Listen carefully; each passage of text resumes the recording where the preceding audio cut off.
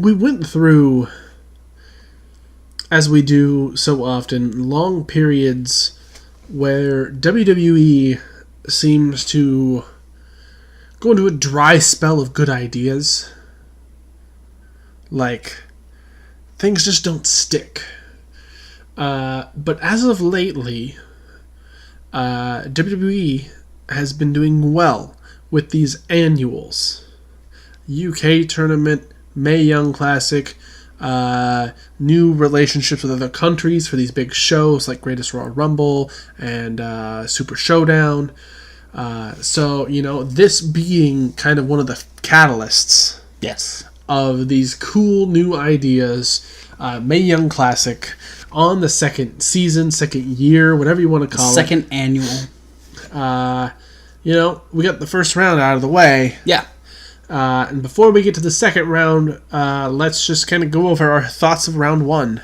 Yeah, okay. So as follows, we had Tegan Nox defeat Zatara with a Shining Wizard. Shiniest Wizard. Rhea Ripley defeated MJ Jenkins with a Pump Handle Powerbomb. Lacey Lane defeated Vanessa Craven with a Crucifix Powerbomb. Miko Satomura defeated Killer Kelly with a Death Valley Driver. Deonna Purrazzo defeated Priscilla Kelly with a Fujiwara Armbar. Zeuxis defeated Ariel Monroe with a Spanish Fly.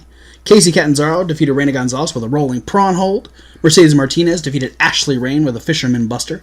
Caitlyn defeated Kavita Devi with a Spear. Toni Storm defeated Ginny with Storm Zero. Xia Li defeated Karen Q with a Spinning Kick. Mia Yim defeated Allison Kay with a Top Rope Soul Food.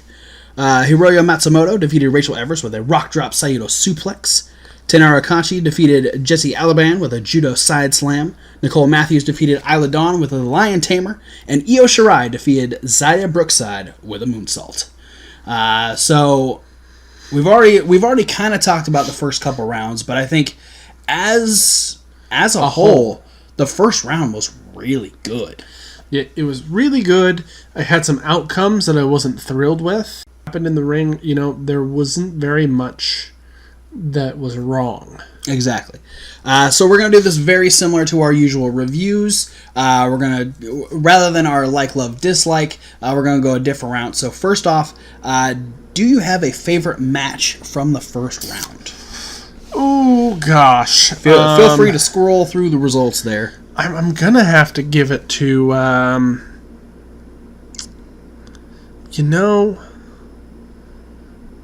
yeah, I think I don't know if I can pick one for a favorite. Okay. But I'm going to give it a tie then. Okay. At that point. Because really, I loved the Mia Yim versus Allison Kay match. Absolutely. Because they're two of my favorites. And, glad to see Allison Kay back off of like a 7-month hiatus. Yeah. Her first match on WWE. Yeah, that's ridiculous. But really, okay, no, let's be real. I did have a favorite match. Okay. Hiroyo Matsumoto versus Rachel Evers. Yeah. Rachel Evers was way more over this year than she was last year. Yeah, and that match, I think, by far exceeded my expectations, because as much as Rachel Evers has improved, to me, she's still not one of the strongest competitors. Okay. So I was really impressed to see what happened. I do kind of feel like she got rocked pretty hard at one point on in the match, because she did seem a little slow to react for a good portion. I think, and I can't confirm this because I didn't read the spoilers, but I feel like there was one part of the match that, I think it's this match, it could have been a different one. I'd have to go back and watch the whole first round again. Okay. But I feel like there's a moment in this match that looked like it was visibly edited. I noticed that too. And I think it was some sort of thing that ended up with Rachel Evers giving a spine buster. Yeah, I do remember seeing a jump. I don't know if it was for sure that match, but... So I don't know if it was, but it did look kind of edited, which might mean that, something did get messed up, if that's the case. Yeah. I don't know. But yeah, no, Hiroyo Matsumoto is fantastic. Rachel Evers improved from last year. Not enough to win. Yeah. Which seemed to disappoint quite a few people. But To me, partially because it surprised me how good it was with Rachel Evers, because I don't think she's very strong in ring. Yeah, but no, she had a different air about her this year, and the crowd was way more behind her because she's just popular now. Maybe because they know who she is, but she had a lot of fire this year. She was in last year. She's been on NXT. She's been all over the indies. She's all over the indies. She's second generation wrestler. Absolutely. And she's dating Cassius Ohno. Yes, which I didn't know until I saw Cassius Ohno sitting in the front row. So she's got a lot going for her for the NXT crowd. That's fair. What about you? I'm actually going to do the same thing that you did, where there's kind of a tie. There's one that I really liked, but one that I liked a lot more. I did really like Meiko Satomura versus Killer Kelly. Killer Kelly, after seeing her at the NXT UK tournament in the triple threat match for number one contenders to face Shayna Baszler, I was really impressed with her there. And then to watch her go in full on killer, but then watch Meiko Satomura just make fucking quick work of her. Despite how tough Killer Kelly is, this was really my first, my major introduction to Meiko Satomura. So not only did I get to watch Killer Kelly go out there and do what she does, but I really enjoyed Meiko Satomura. But if I had to pick a favorite, I'm going to go Toni Storm versus Jinny, because I really like Toni Storm, and Jinny is fantastic. Yeah. I love the confidence she has, that the fashionista type of thing, where she's just like, I look better than you, I am better than you. She's a fantastic in-ring competitor, and she rocked it with Toni Storm. Yeah, the good thing about that one, and it ties into the fact that I said Mia Yim versus Allison Kay, was that Jinny and Toni Storm, both being UK based, have a lot of experience. Absolutely. With each other. Yeah, and so we both of our favorites there kind of had that. That long time rivalry going on, which is great. Yeah, just the dichotomy between Jinny and Toni Storm. Rock star idolizing Motley Crue versus fashion model, all about the runway type woman. It was a great clash, and I really enjoyed the match. And I'm looking forward to Toni Storm going further. All right. So, is there one person specific that really surprised you? Is there one person you really enjoyed the most? Well, I mean, I'll be real. If we want to go with something that surprised me, or a particular person who surprised me, Caitlyn. Yeah. Leaps and bounds of where she was back in the Divas division of WWE. But if we want to go with a standout person for me, or a favorite person from me, I said it when we were talking about the entries into the tournament prior to this, and you brought her up in your favorite match of the tournament, Meiko Satomura. Yeah. Everything she does is precision, it's crisp, it's no wasted movement, it's storytelling, and it's violent. Yes. Yeah, and not in she's violent in a graceful way. Yeah, no, there's a reason why when they were doing the introductions, Michael Cole said a living legend in the tournament. Yeah.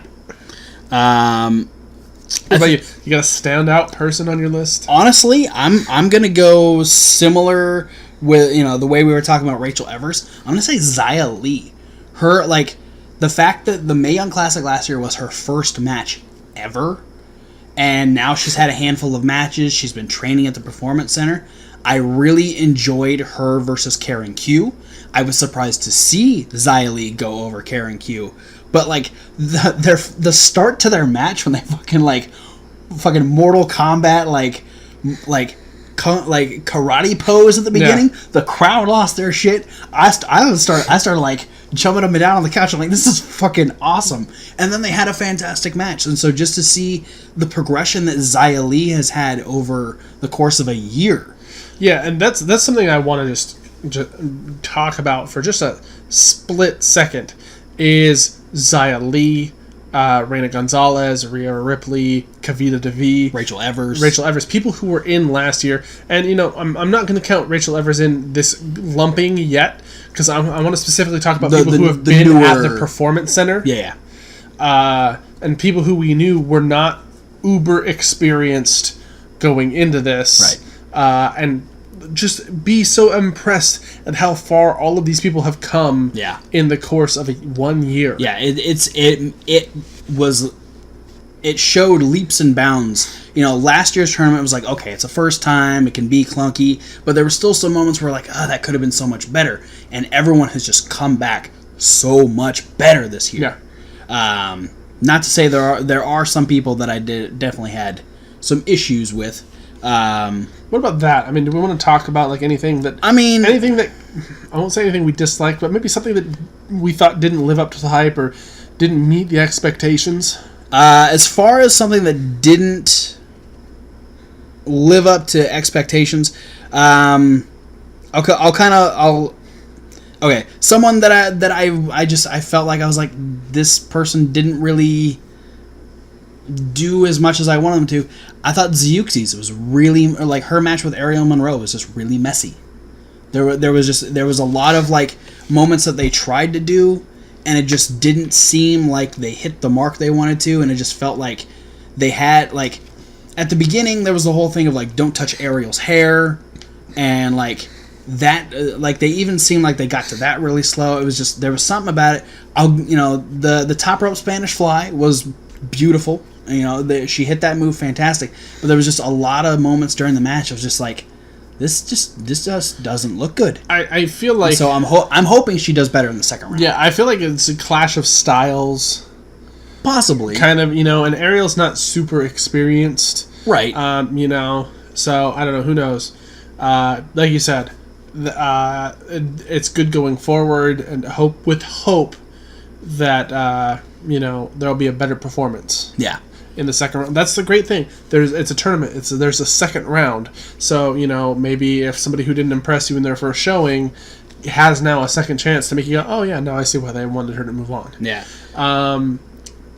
For me, I kind of had like a thing that went on like a couple different times in the tournament. Oh yeah, the early. And I just want to see if it came up any other time. No, not really. Because there wasn't really any other size discrepancies that big. Okay. Because I know we talked about that on the first couple episodes, that your biggest issue was... Lacey Lane defeating Vanessa Craven, and then following it up with Casey Catanzaro defeating Reina Gonzalez. Yeah. I guess Rhea Ripley's pretty big compared to MJ Jenkins. Yes. But I don't think the size discrepancy is nearly as big in the other two matches. Yeah. Because those two matches specifically, Lacey Lane and Vanessa Craven and Casey Catanzaro versus Reina Gonzalez, looked like an adult versus a child. Yes. And having both of the smallest people win, for me, it was like, okay, I mean, sure, are we trying to tell the Cinderella story, the underdog story, twice? Yeah, I think... Back to back, or, it's a thing where I'm like, okay, but why aren't the bigger women moving forward? I think the reason they went that way is because you have a lot of heavy hitters in the second round. You have Rhea Ripley, you have Miko Satomura, you have Mercedes Martinez. Like, you have some of the bigger, heavy-hitting women. But yeah, it would have been nice to see someone like Vanessa Craven or even Reina Gonzalez, who are 6 foot tall women, who are significantly taller than most of the women in this tournament, to move forward as kind of that killer that goes through, and then finally, like, the Cinderella story is one thing if it's like towards the end of the tournament. It doesn't really work if you just do it right in the first round. Yeah. It's not quite as... And especially twice, like episode to episode, back to back. I will appreciate the fact that both, like, one of them was a surprise pin, and the other one was actually a move into a pin. Yeah. So, I mean, at least it wasn't like, oh, both of them got like a quick roll up pin. It wasn't anything like that. Yeah, they weren't the same. Which allows a little bit of differential. But yeah, it would have been nice to see. I think as cool as Lacey Lane is, I wanted to see Vanessa Craven move forward. Absolutely. For me, Lacey Lane's too new. Yeah. She didn't look nearly as polished as most of the people in the tournament. Yeah. Also, just things that didn't quite live up to the hype. I just kind of want to talk about that last match. Yeah, Io Shirai versus Xia Brookside. I got to see Xia Brookside here in Portland face Nicole Matthews at Defy. And I was really impressed then, and I was really looking forward to seeing her go against someone like Io Shirai. and to have that match last all of like 4 minutes, I was just like, And pretty much, with the exception of like 4 moves, yeah, a complete one-sided squash. Zaya got squashed. Like, Zaya didn't have a chance, and her fucking dad was watching her for the first time. Like, that's rough. like, I'd like to know what Robbie felt like just watching Io Shirai make quick work of his daughter. But I mean, so one thing that I would like to think, and that sounds terrible. I don't want this to be the case, but I also want it to be the case. I want there to be a reason why it was cut short. I would hope so. I want maybe Zaya got hurt. Maybe something happened and they had to cut the match. She still wanted to work through. Yeah, if someone if she was hurt and still wanted to work through at least get to the finish. Yeah, that'd be great. Maybe that's the case, or maybe that moonsault wasn't supposed to be the finish. Maybe it knocked the wind. Maybe it knocked the wind out of her, and she legitimately couldn't kick out. I mean, she got all knees on that moonsault. Yeah. So something or other. I just hope that WWE had more stock to start with in Zaya Brookside. Yeah, because Zaya is fantastic. Either that, or they were just worried that people are going to go, oh, well, Robbie Brookside's a trainer at the Performance Center, and if Zia wins, then they're just showing favoritism. Here's the thing. I was not expecting Zaya to win. No, not at all. Because it's Io Shirai. Io Shirai, I mean, there's no secret that Io Shirai was supposed to be in the tournament last year, and a lot of people were saying that she was clear-cut supposed to be the winner last year. Yeah. And that's kind of why, almost as a placeholder, we got Kairi Sane. Yeah. We got the other... Not to say that Kairi Sane is bad. No, but we got the other... We got the second in the Japanese woman wrestler, The second member of the Black Lotus tribe from Lucha Underground. Was Io Shirai part of that? I think she was. Yeah. Yeah. Io Shirai and Kairi Sane were both part of that. But yeah, I mean, despite the few things here and there, overall, the first round was really good. Solid. So we're gonna just go over the second round matches and a match that we're looking forward to in the second round. So bracket 1, we have Miko Satomura versus Mercedes Martinez, Lacey Lane versus Tenara Kanchi, Toni Storm versus Hiroya Matsumoto, and Mia Yim versus Caitlyn.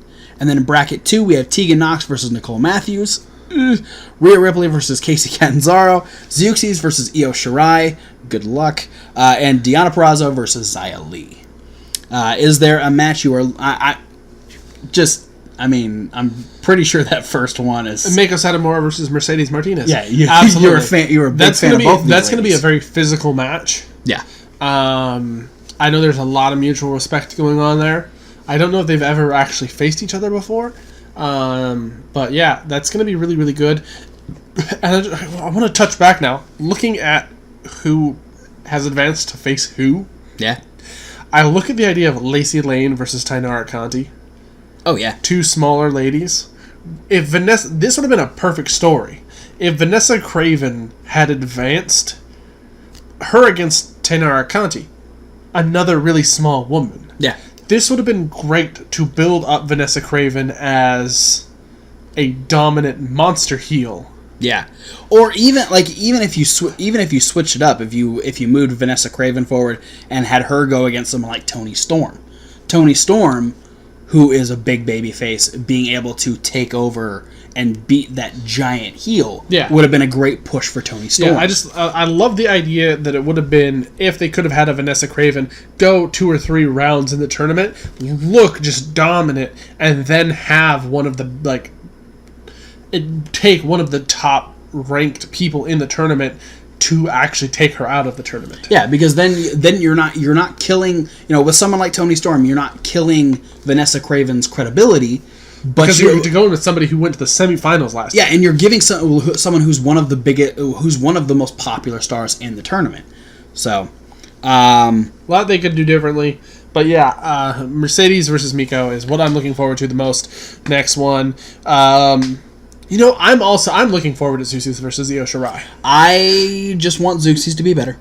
That's all I hope. And I'm going to say that I feel that, and I'm not placing blame the other way around. Okay. But I don't feel that it's Zeuxis that caused the match to be clunky. Okay. That's fair. Because she came in much higher the veteran. That's true. In that match. And I think that's what really kind of soured me on it, was I was just like, I was expecting more from her. Yeah. So, yeah. And I'm sure Io Shirai has been going a little longer than Ariel Monroe has. Oh, yeah. I think I'm excited to see Deonna Purrazzo versus Xia Li, because I know Deonna Purrazzo can work with pretty much anyone in the ring, and I'm excited to see what, we got Xia Li and Karen Q, who have very similar styles, so I'm excited to see her go into a very technical match against someone like Deonna Purrazzo. Yeah.